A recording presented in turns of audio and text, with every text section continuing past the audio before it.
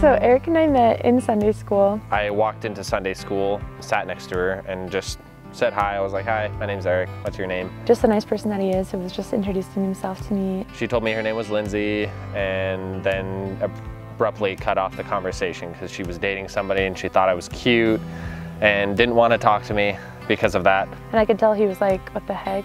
Okay, I'm just trying to be nice kind of a thing. But anyways, so then he became my roommate's home teacher. So I was over at her apartment all the time teaching them, and she'd often come in and talk to me, and and I'd usually give her a lesson and stuff. And then Eric and I would just end up talking and like giving each other advice or laughing about random stuff. And I think that's where our friendship began, was just like helping each other out with dating or with life or whatever. And so that was really good. It was like a nice, easy way to get to know each other and like kind of a neutral area and just become really good friends and be ourselves around each other. So once the summer started, we'd both broken up with the people that we were dating at the time. So we were both single, but we didn't like start dating right away. We kind of just were really close friends, and we hung out every day, did stuff together. One time we held hands, and a couple days later we talked, and he said he just wanted to be friends, and he didn't really know exactly how he felt, but that he did know that I was his best friend and that we should just stay that way for now. And so eventually, she was pretty obvious she was into me. She's pretty bad at hiding her feelings. So it was pretty clear to me that she liked me.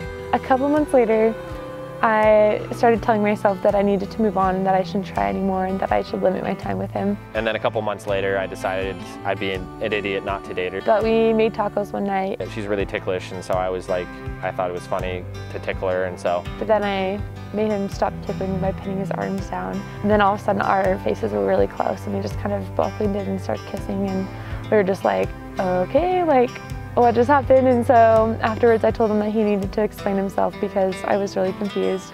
But he just told me that he felt like he would be an idiot not to go for it, and that he wanted to date me and that we should try things out and that it'd be worth it and to give it a shot. Yeah, and that was pretty much it. After that we decided we wanted to date and just see how things went from there. It was about 6-7 months when we decided we wanted to get married. I could see us getting married. She'd already brought up that she wanted to marry me. I knew a couple months before that already, and I had brought it up once, but it was more of like I can see ourselves getting married, like I can see myself marrying you, and I just kind of like left it at that. It took me a little while to like decide that I needed to make the decision, just because I hadn't dated anybody very long. Before that, I started putting like a little bit more effort into deciding whether or not I should marry her. So I went to the temple one day, and I just remember thinking, not really feeling anything at first, and then I just thought about like the idea of us getting married and thought about like what that would be, and I just felt really warm and happy, and just had this really like comforting feeling, and I felt really giddy. I had this huge smile on my face. He called me right after he was coming out of the temple, and he told me he wanted to take me to lunch. And he seemed really giddy on the phone, and I was just like, oh, he must have something to tell me. And so I told him that I could go to lunch with him, and it worked out pretty nice. I just told her that I decided that I wanted to marry her. And he's the kind of person that once he makes up his mind, he's like gung-ho. So he was like, let's go ring shopping next week, and let's call the temple, and like, let's do this. And so the next week we went ring shopping, and we called the temple and made it official. And so when I planned my proposal to Lindsie, she loves it when I play the guitar, so I was thinking of a good song that I could learn and play for her that she hadn't heard me play before.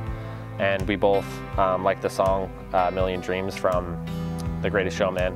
I knew that he was going to propose sometime in the next month, but I didn't know when. I got her sisters involved, printed off a bunch of pictures, and of just like pictures of us together from even before we were dating, and then different dates that we'd had. I printed off like 19 or 20 of them, and on the back of them I wrote something different that I loved about her, and kind of included like the experience or like the date that we'd had that was captured in that picture. One night I asked him what he wanted to do for date night, and he said, let's watch a movie and like go get some food, and I was like, okay. Which wasn't uncommon. We did that a lot on a lot of our dates because those are two things we really enjoyed doing together. Originally we were going to set it up outside somewhere, but naturally that was the first time it had snowed really. There was like a huge snowstorm that day, and like there was tons of traffic, and it was just really difficult to get around, which is of course because it hadn't snowed that whole winter. We went to go get Thai food, and then after that we went back to my house to watch a movie. Her sisters had set up lights and everything downstairs, leading down the banister. It had the pictures hanging from the ceiling.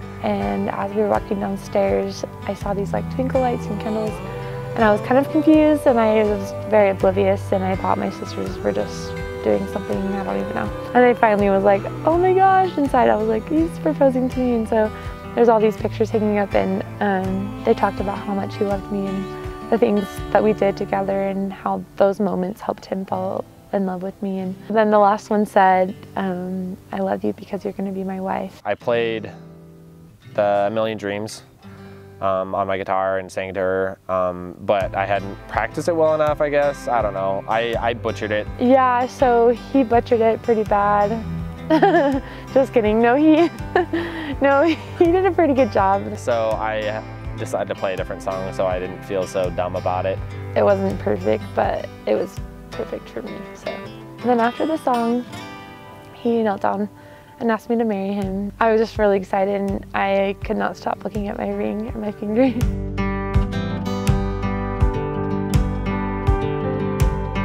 I love Eric because he has always, from the very beginning, helped me to feel like I could be myself and that I could talk to him about anything. Like from the very beginning, I remember thinking, wow, she's really cool. I could just be myself around here and not feel weird or awkward about it, because we're both kind of like these goofy people that didn't really care what other people thought about us. I look forward to scaring him in the house. I look forward to watching him be a dad. She's really loving to everybody. Regardless of who you are, she's always really kind to you, and just has a lot of compassion and love for everybody. I'm just excited for all the adventures that we'll have because we love just doing everything together. I'm just excited that I get to spend the rest of my life and eternity with my best friend, as cheesy as that sounds.